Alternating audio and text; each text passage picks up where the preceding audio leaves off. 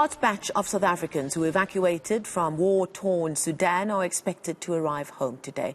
Our senior reporter Slindelo Masikane is at OR Tambo International Airport, where the evacuation flight, as it's being called, will have been landing. Slee, what's the latest from your side? We do understand that some of those evacuated citizens have arrived. Not the batch that's arriving today, Marcel. We know that a group did arrive yesterday. Aviwe Mdila was here at the airport to capture those visuals. But today we know that this group that's arriving was evacuated by the South African government. And we understand that the logistics around that certainly were quite sensitive. And the South African government quite pleased with itself that it has managed to evacuate not only diplomats but citizens as a whole from the war-torn country of Sudan. So we understand, of course, that this group that's arriving, I'm going to ask Shahid to just turn around so we can give you a picture of the arrivals board.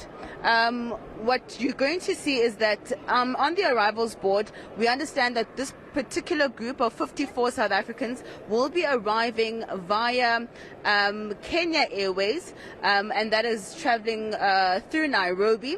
The flight is delayed by about 15 minutes or so now. We are expecting it to land at around 11:15. But you would know, of course, that once they land, they're going to have to go through immigration processes and, of course, get their luggage. So probably from around 11:15, they'll probably only come through the terminal doors just before 12 o'clock this morning. But in front of you, you're going to see families who are anxiously waiting for their family members to arrive. I think I have spotted one family. Hi, ma'am, how are you? I'm well, and how are you? I'm good. Just give me your name, your surname. Are you expecting anyone from Sudan? Yes, I am. All right. Tell me, who are they to you, and how long have they been there? They're my family members, and they've been there throughout the whole of 2023 so far. Mm-hmm. So my name is Tepo, and I'm here with my family. We're waiting for my cousin to arrive, who is there with his family as well. Yeah, but I don't want to disclose the name, unfortunately. That's okay. That's fine. Just talk to me about this period. You know, finding out as the family that, look, there's a war going on, and it's getting very tense, and lives are at risk. Maybe talk to me about how anxious this wait has been for you and your family. Oh, it's really been anxious because on a daily basis you have to check the latest news, and sometimes it has been difficult just to sort of like know what is happening because of the network issue in Sudan and all of that. So it has been really tough, more especially on the wife of my cousin, because she's back home this side. So it has been really a daunting period for her. So she needed all the support from the family members, which we've managed to do. Hence, we're here to welcome the whole family, and we are excited more than anything. Yeah. Maybe then talk to me about communication. You said that it was very difficult. How was the communication with the South African government? Were they keeping you abreast? Are you happy with, you know, how they've managed to be able to return your cousin back home? I'm happy with the fact that they've managed to return my cousin and his family home. The communication, it was done through the wife, obviously, because she was the point of reference and communication. So we have been doing that, you know, just checking up with her and speaking through, like checking the tweets and all of that. So that's what we've been trying to do. Yeah. But the government has done a good job so far, because based on the latest news that we see is that some people, they're still in Sudan, they're not yet been, you know, taken back to their homes. So for us to welcome our people home, I think our government did an exceptional good job to doing that, to facilitate the whole process. Yeah. Yeah. So, of course, you can see that the flight is a bit delayed. Are you expecting your cousin's wife to also come to the... Yeah, she's arriving soon. In the next 10 minutes or so, she'll be here. All right. Thank you so much. Thank you, Tevo. I appreciate it. Thank you. Bye. So that's just one of the families, Marcel, that is actually here patiently waiting for their family members to arrive. I'm going to try and see if I can't speak to anyone else, but we do have a bite from the DIRCO spokesperson, Clayson Monyela. Perhaps let's take a listen to those evacuation plans while I try and see if I can't spot another family to speak to. No, this was not an easy operation to put together. As you can imagine, a country that is at war, people were worried about their well-being, families here at home calling non-stop, understandably so. At some point with frustrations, we were being called all sorts of names.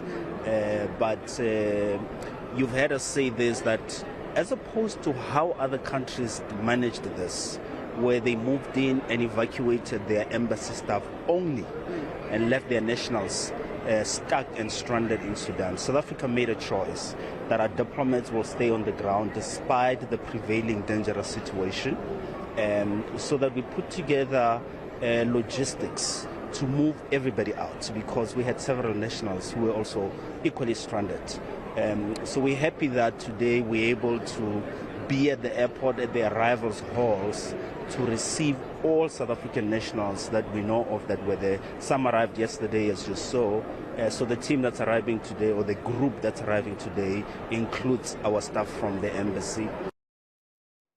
So, Slindelo, government officials there to welcome their own staff members and to welcome South African nationals, but also understand from Clayson's tweet, I think last night, a Zimbabwean and British national also amongst the group coming. So this has really been an exercise in international diplomacy, hasn't it?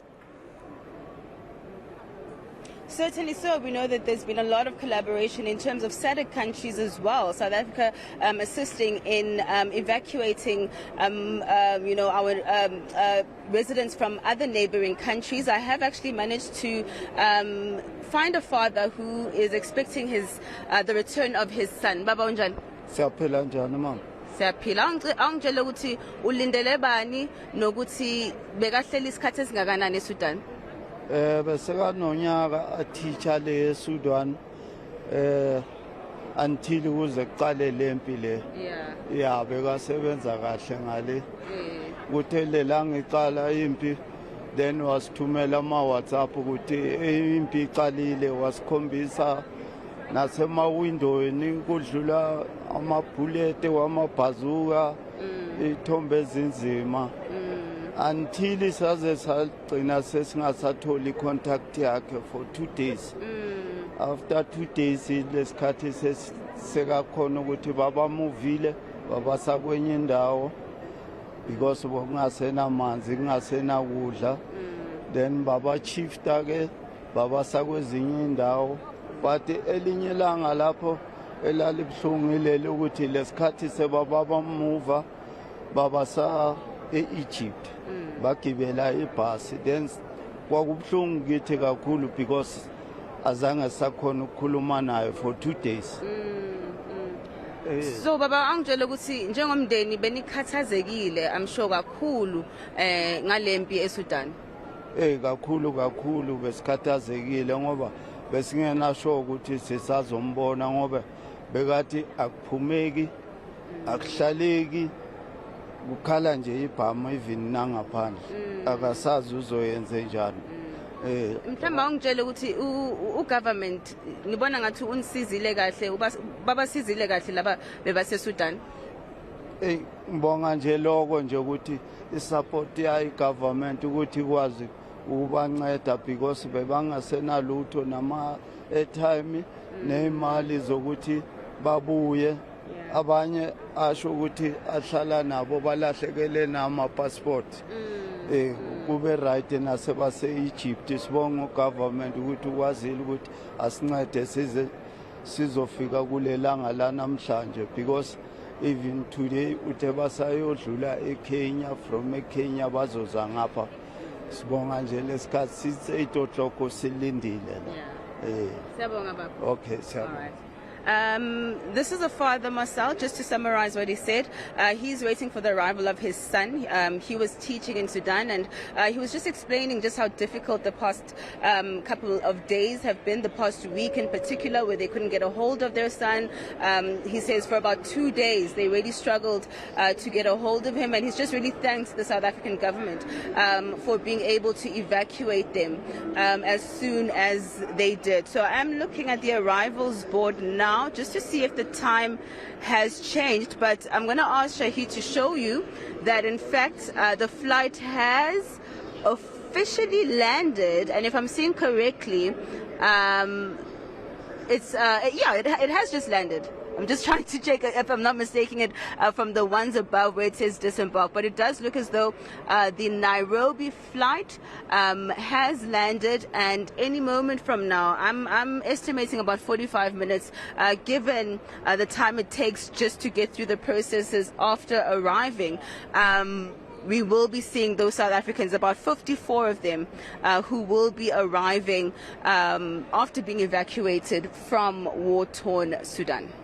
That's where we'll leave it. Slindelo Masikane keeping a beady eye on us, and also just giving us a snapshot of the kinds of anxiety that family members, a father there, would have lived through the last few days, not knowing how exactly their loved ones were going to get out of a what we know now is a very volatile situation on the ground in Sudan. So Slee will be keeping us up to speed as we await the appearance of those nationals after arriving on that flight from Nairobi.